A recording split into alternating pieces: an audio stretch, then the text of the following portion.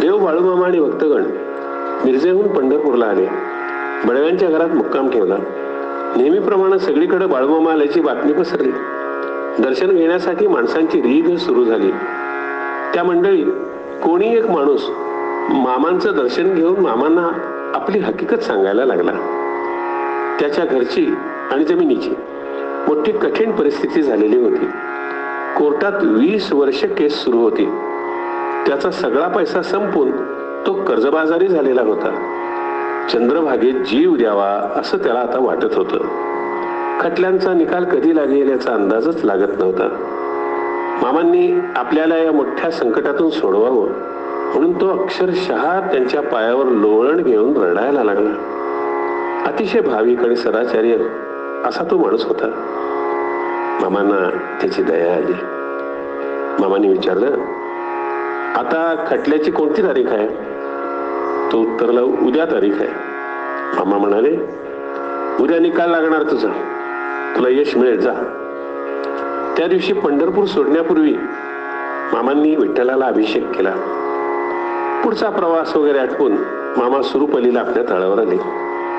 बाकीचे भक्त आपापल्या गावी गेले. तथापि कऱ्याप्पा आपल्या गावी न जाता मामांच्या सेवेसाठी मामांबरोबर सुरूपलीला आले. दुसऱ्याच दिवशी पंढरपुराहून आपल्या घर आणि जमिनीच्या खटल्यातून विजय झालेला गृहस्थ आला. आनंदानं मामांना पेढे देऊन दर्शन घ्यायचं होतं. मामांच्या भेटीनं आपल्या जन्माचं कल्याण झालं अशी त्याची भावना झालेली होती. तो माणूस आला. मामांच्या चरणावर डोई ठेवली आणि आनंदानं पेढे दिले. मामांचा आशीर्वाद घेऊन तो निघून गेला. वर्षाच्या रिवाजानुसार मामा आणि भक्तगण श्री क्षेत्र पंढरपूरची यात्रा आटपून आदमापुराला आले. तिथं सगळ्यांनी इनामदारांच्या वाड्यात मुक्काम केला. सकाळी बैलगाड्या करून मंडळी गारगोटीला श्री सद्गुरू मुळे महाराजांच्या दर्शनासाठी निघाली. वाटेत एक विलक्षण गोष्ट घडली. अतिशय म्हातारी बाई कशी बशी लटपटत रस्त्यावरून जात होती. तिच्या मागून एक मोटार वेगानं निघालेली होती. बैलगाडीतून स्पष्ट दिसायला लागलं की बेफाम वेगानं चालणारी मोटार म्हातारीला चिरडणार. रस्त्यावरची इतर माणसंही भयानक प्रसंगाच्या जाणीवेमुळे डोळे विस्फारून पाहायला लागली. काही सुचायला किंवा करायला अवधीच नव्हता. घटना अटळ होती. गाडीतले लोक आणि बाहेरचे लोक अस्पष्टपणे आ आ असं करून काही ओरडू लागले. त्याच क्षणी मामांनी मोटारीच्या दिशेला हात वर केला. नवल म्हणजे केवळ म्हातारीला स्पर्श करून ती वेगानं जाणारी मोटारच थांबली. म्हातारी सुखरूप राहिली. लोकांनी म्हातारीला रस्त्याच्या कडेला आणलं. पुन्हा मोटार स्टार्ट करून ड्रायव्हरनं पुढचा प्रवास सुरू केला. याच प्रवासात लवकरच मामांच्या योग सामर्थ्याचा पुन्हा प्रत्यय आला. रेल्वे रुकडी स्टेशनवर आली. थांबून परत निघाली. त्यावेळी लक्ष्मीबाई शेणगारे, भिकू शेणगारे आणि 2 मुलं इतकी माणसं मामांना डब्यात नसल्याचं आढळलं. गाडी सुमारे 1 किलोमीटर स्टेशन सोडून पुढे आलेली होती. ही माणसं गाडीकडे धावत आलेली दिसत होती. त्यावेळी मामांनी फक्त हात वर करून थांब अशी गाडीला आज्ञा दिली आणि कसं काय कोण जाणे गाडी थांबली. चुकलेली माणसं गाडीत येऊन बसली. सगळेजण सुरळीतपणे सुरक्षितपणे कोल्हापूरला आले. पवार साहेबांच्या बंगल्यावर जेवण झाली. मुक्काम झाला. अंघोळ वगैरे आटपून सगळी मंडळी मामांच्या सह महालक्ष्मीच्या दर्शनाला निघाली. मंदिराजवळ एक म्हातारी भेटली. देवीनं मामांना दर्शन दिलं. मामांनी साडी चोळी असा तिला अहेर केला. बापू शेणगारे, विठू पाटील हे प्रत्यक्ष बघत होते. ते बाळूमामांना म्हणाले, मामा, या म्हातारीला आपण साडी चोळीचा अहेर करताय, कोण आहे ही? तेव्हा मामा उत्तरले, अरे ही कोणी सामान्य म्हातारी नाही. ही प्रत्यक्ष करवीर निवासिनी महालक्ष्मी देवी आहे. ती म्हातारी मंदिराच्या गाभाऱ्यात जाऊन अदृश्य झाली. ही घटना दिवसाढवळ्या सर्वांसमक्ष घडली. कोल्हापूर नंतर सगळ्यांनी ज्योतिबाचं दर्शन घेतलं आणि सगळेजण मामांच्या सह बिद्रीकडे आले. तिथं बकऱ्यांचा तळ होता. बापू शिणगारे आणि इतर काही रुकडीकर मामांच्या तळावर दर साल नियमित येऊन सेवा करत असत. त्यांचा संसार सुखानं सुरू होता. अशा काळात कोणा दुष्ट माणसाच्या असुरी कृत्यामुळे बापू शेणगारे यांच्या डोक्यावर परिणाम झाला आणि ते वेडसर झाले. मामांच्या तळावर सेवेला जायचं राहून गेलं. शिवाय पतिव्रता आणि कष्टाळू अशा पत्नीला, मुलाबाळांना, इतरांना त्या वेडाच्या भरात मारहाण करायला लागले. लक्ष्मीबाई ही मामांची मानलेली मुलगी. तिला जगणं असह्य झालं. तिच्या मनात पंचगंगेत उडी मारून सगळ्या त्रासातून कायमचं मोकळं व्हावं असं झालं. पट्टण कोडोलीच्या यात्रेला मामा आलेले असणार. त्यांचं एकदा अखेरचं दर्शन घेऊन रूप हृदयात साठवावं आणि आपण जलसमाधी घ्यावी असा तिनं मनोमन निश्चय केला. त्याप्रमाणे ती कोडोलीत आली. कुंभाराच्या घरी मामा होते. इतर भक्त बाजूला बसलेले होते. सगळ्यांसमक्ष मामांना नमस्कार केला. त्या क्षणी मामा जोरात म्हणाले, अरे माझी मानलेली लेक आहे ही. नवऱ्याच्या त्रासाला कंटाळून नदीत उडी मारून आत्महत्या करण्याचा हिनं निश्चय केलेला आहे. लक्ष्मीबाईंना मामा म्हणाले, आई वडिलांनी पाठवून दिलेल्या घरात होता होईल तो आपलं कर्तव्य करत राहावं. जास्तीत जास्त सहन करणं हा स्त्री धर्म आहे.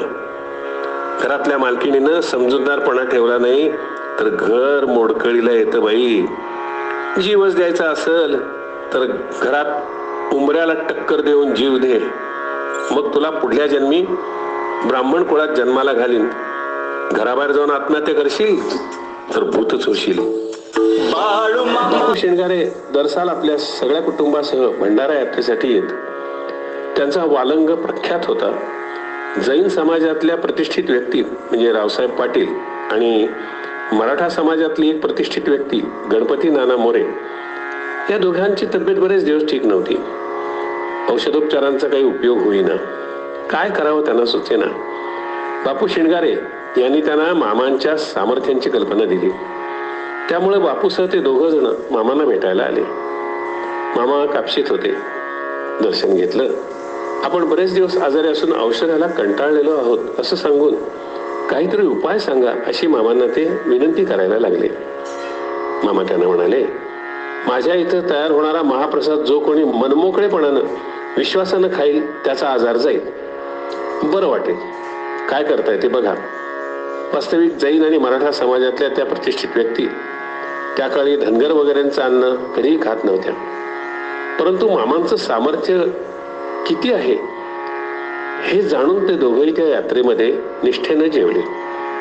दोघांना जेवणानंतर बरं वाटायला लागलं. त्यांची श्रद्धा वाढली. ते सुद्धा मामांना भजू लागले. प्रत्येक अमावस्येला मामांच्या दर्शनाला जाण्याचा नियम त्यांनी धरला. बापू शेणगारे या दारूच्या एका वाईट सवयीचा अपवाद वगळता त्याचं सगळं इतर वागणं अतिशय निष्ठेचं, श्रद्धेचं, तळमळीचं होतं. त्याचा आणि मामांचा अतूट जिव्हाळा निर्माण झालेला होता. त्यामुळे मामा वारंवार रुकडीला येण्याचे प्रसंग घडले. मुरारी शेणगारे याच्या लग्नाला मामा आले होते. एका वर्षी बाळूमामा, बापू शेणगारे, रुकडीचे इतर भक्त मिळून पट्टण कोडोलीची यात्रा आटपून कुंभाराच्या घरी प्रसाद भोजन करून पुढे निघाले. पंढरपूरला आले. पंढरपुरात श्री विठ्ठल रुक्मिणीचं दर्शन असं सगळं झालं. रात्री पंढरपुरात मुक्काम झाला. त्यानंतर कोल्हापूर जवळच्या क्षेत्र ज्योतिबाला यायला निघाले. पंढरपूर ते मिरज या अंतराचं आगगाडीचं सगळ्यांचं तिकीट काढलेलं होतं. त्याप्रमाणे सर्वजण रेल्वेनं मिरजेला आले. नंतर मिरज कोल्हापूर प्रवासासाठी मिरजेत सगळ्यांची तिकीटं काढायची होती. परंतु गाडी प्लॅटफॉर्मवर लागली हे बघून आणि अफाट गर्दी बघून सगळेजण झटपट गाडीत चढले. जागा मिळवल्या. गाडी सुरू झाली. गाडी कोल्हापूरकडे निघाली. तिकीट काढायचं राहून गेलं हे कोणाच्याही त्या गडबडीत लक्षात आलं नाही. दरम्यान गाडी चालू असताना अकस्मात तिकीट चेकर आला. त्या मंडळींच्याकडे तिकीट मागायला लागला. सगळ्यांच्या तोंडचं पाणी पळालं. सगळेजण मामांच्या तोंडाकडे पाहायला लागले. मग चेकर मामांच्या जवळ आला.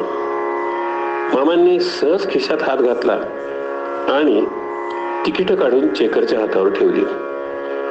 त्यावेळी मामा आपल्या मुखानं विठ्ठल विठ्ठल विठ्ठल विठ्ठल म्हणत होते. एकंदर प्रसंग लक्षात आल्यावर चेकर आश्चर्यचकित झाला. त्याने मामांना प्रणाम करून पुढचा डबा तपासायची वाट धरली.